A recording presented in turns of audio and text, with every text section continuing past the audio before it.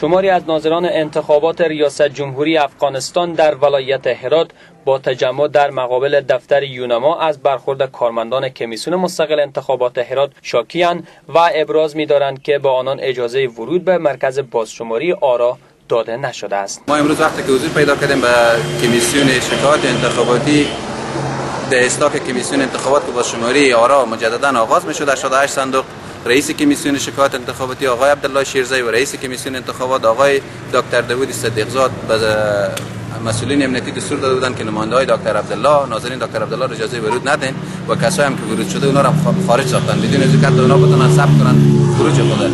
و نماینده‌های حزب وحدت و نماینده‌های حزب اسلامی و حزب جمعیت اسلامی سه حزب اجازه با جمع نماینده‌های دکتر عبدالله اجازه ورود ندادن، در حالی که حزب جمهوری خواهان و نماینده‌های دکتر اشرف غنی را اجازه دادن داخل و گفتن به سه حزب و نماینده‌های دکتر عبدالله اجازه ورود ندارند.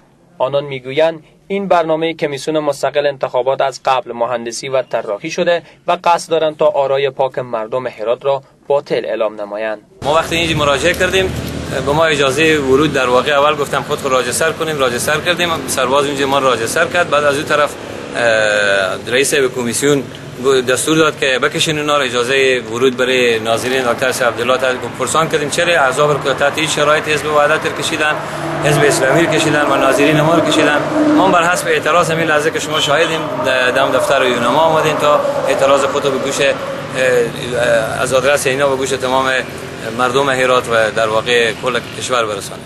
در همین حال دکتر داوود صدیقزاد رئیس کمیسیون مستقل انتخابات در هرات گفت کارمندان این اداره از ورود هیچ کدام از ناظران انتخاباتی به مرکز بازشماری آرا ممانعت نکرده و با آنان احترام می‌گذارند. ادعای است که بنابر سلیقه‌های شخصیشان شده، یعنی کس ثابت کرده نمیتونه. من پیشترم گفتم که ما کتاب راجستر داریم، از هر کاندید به تعداد کافی ناظرینش، به تعداد کافی به این معنی که به تعداد محلاتی که ما بازشماری میکنیم کاندیدا ناظرینشان اجازه میدیم که داخل بیاید اضافه تر از او و همچنان از احزاب مختلف، از جامعه مدنی، از حقوق بشر، از فیفا و تیفا و ایندیای و ناظرین ملی و بین المللی کاملا اجازه داره. هیچ ممانعتی نیست که اینجا نبیاین، اصول ما را مراعات کرده کلگی میتونن که بیاین. همونطور که شما آمدن تا هیچ مانی بد نخوردین، هیچ کس همونطور کلگی میتونن بیاین.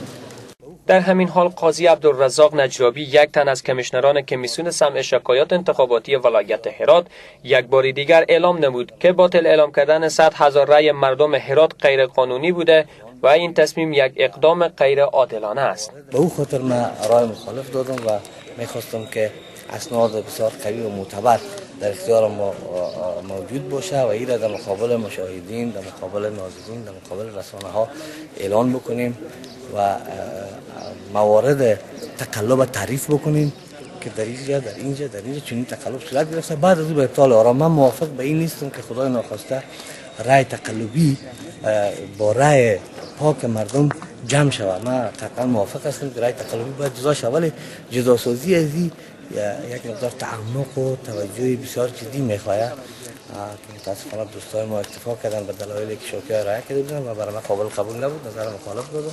نظر من هنوزم به قوتش باقی است. در همین حال مسئولان کمیسیون سمع شکایات انتخاباتی در هرات میگویند بررسی‌های آنان به صورت دقیق بالای شکایت‌های درج شده صورت گرفته و آنها تلاش کردند تا صداقت و بی‌طرفی خود را حفظ کنند. نصیر فیروزی، تلویزیون ساقی.